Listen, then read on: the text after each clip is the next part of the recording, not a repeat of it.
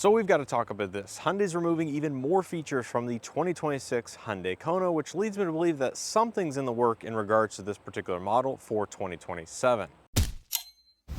Hey guys, welcome back to another video here on the channel. Hyundai has just released some more information regarding the 2026 Hyundai Kona and some running model year changes across the SEL Sport, the SEL Premium, and the limited trim level, removing features from all of these trims.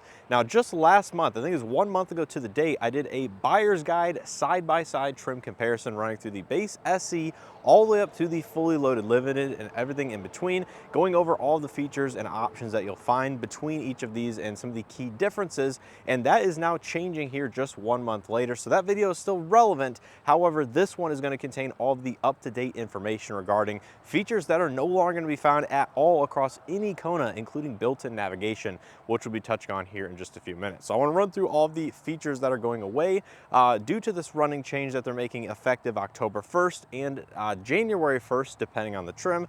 So if you're in the market for a 2026 Hyundai Kona and are interested in buying one of these vehicles, I think there's definitely some considerations to be made depending on which features are important to you, and maybe even finding a leftover 2025 on the lot, because as we know, the SEL convenience is no longer available, and those can be had at some good discounts and contain packaging and features that you have to pay up for 2026 or simply not available depending on what you're looking at. So on October 1st, Hyundai announced these running changes to production that are either already in effect or coming very shortly for the rest of the 2026 Kona production. Now for the base entry-level SE trim, this is getting no changes, so it's going to stay the exact same for the entirety of 2026. Moving up to the SEL Sport, which is a new trim level for this model year, it is losing the LED turn signal mirrors and the fixed type cargo cover for the hatch area. Those are no longer going to be included on the SEL Sport trim level, effective with October 1st production or later. So as of this date, as I'm filming this video, that is already in effect, and vehicles in transit will still have these features, but of course vehicles being produced now will no longer have them. Now the SEL Premium, which is also a new trim level, is losing the cargo cover as well, and it is also losing the nicer 12.3-inch fully digital instrument cluster, getting the lesser gauge cluster from the SE, SEL Sport, and now SEL Premium.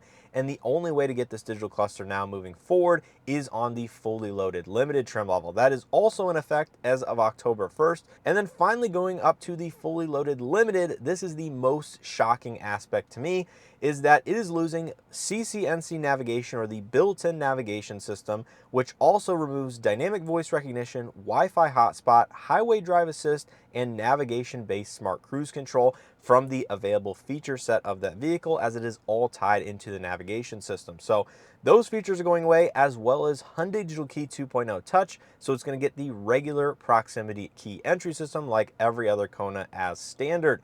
So that change is in effect January 1st, 2026 through the rest of 2026 production. So there's still a couple months for limited trim levels to be built with all the features that they're currently offering. But as we know, and as I've detailed in some of my past videos on the Kona, it already lost HomeLink on the mirror, as well as the full LED exterior lighting for the turn signals and the full width LED running light that is enabled when the headlights are on or at nighttime. So it was already down a couple of features for 2026, and now it's losing even more starting with January 1st and onward production.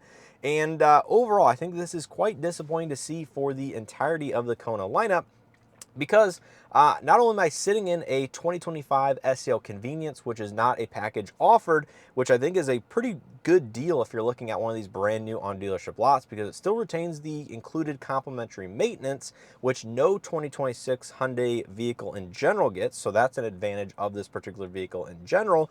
But for roughly a $4,000 to $5,000 discount, available on dealership lots, this vehicle can be had around $27,000 to $28,000 with all-wheel drive, and all of these features that are either being discontinued entirely for certain trim levels or vehicles for 2026. Overall, I just think it's a good package for well under $30,000. But this leads me to believe that something is happening for the Hyundai Kona lineup in 2027 model year.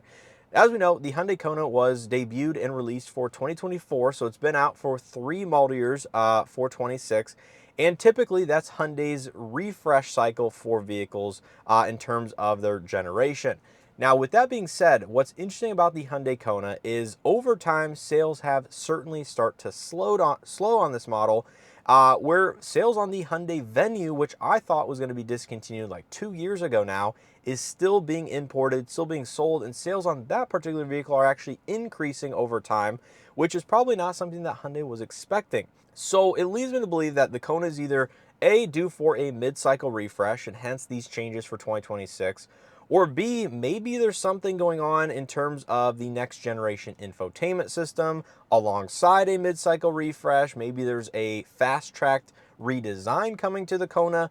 It's really not clear as to what is going to happen with this vehicle for 2027, but something is clearly up. Something is happening across this vehicle. They're either needing to cut costs due to tariffs and ongoing situations because this vehicle is still manufactured overseas in Korea, or the more likely thing is that they are looking at some sort of redesign or refresh for 2027, and features and packaging and options on this particular model are changing and will be revised more substantially coming over time. Hence their discontinuation of features that, maybe aren't going to be included in the 27 or are going to be repackaged and redesigned next year. So just keep all of that in mind. Something's happening next year. It's just not entirely clear what, but this is the most up-to-date information for the rest of the 2026 Hyundai Kona production. I just want to get this video out to you guys as soon as possible because A, I just released that buyer's guide video, which was detailed. It had all of the up-to-date information as far as that goes, but now Hyundai has changed that even further, and they are removing even more features, which is incredibly disappointing, and it's always frustrating to me when they're doing that in a mid-model year change because, you might find one vehicle that you're looking at that has a feature, and the next thing you know, you're looking at the same vehicle, same trim level, and it does not have that feature because it was built later in the production cycle. Pricing doesn't seem to be changed as of this moment, so all the pricing I'll go ahead and put up on the screen is going to remain identical to the video I put out last month. And yeah, let me know what you guys think of these changes down in the comment section below, or the Kona in general, because it's a vehicle that, like I said, is very impressive in the subcompact space. However, has gotten a little bit less competitive and a little bit less feature rich as time has gone on here over the last 2 model years, and I don't know why. Certainly the design on the exterior is not for everybody. It's not my personal favorite design language. I would really like to see that updated, and that's likely what is going to happen for this refresh. That'll happen likely next year, but time will tell. Just want to give you guys this up-to-date information. Let me know what you guys think all of this down in the comment section below. Check out some 2025 leftover inventory if you guys are in the market for this particular model, because I think the SEL convenience looks very appealing at the discounted price point, especially when you throw in complimentary maintenance and features that you couldn't even get until you got to a limited or now are being fully discontinued, such as Digital Key 2. This particular vehicle has that, and for well under $30,000, it makes it look like a relative bargain. So hit that like button, subscribe if you guys haven't already. Check out some of the additional Kona videos I have already posted. And with all that being said, I appreciate support and hope to see you guys in the next one.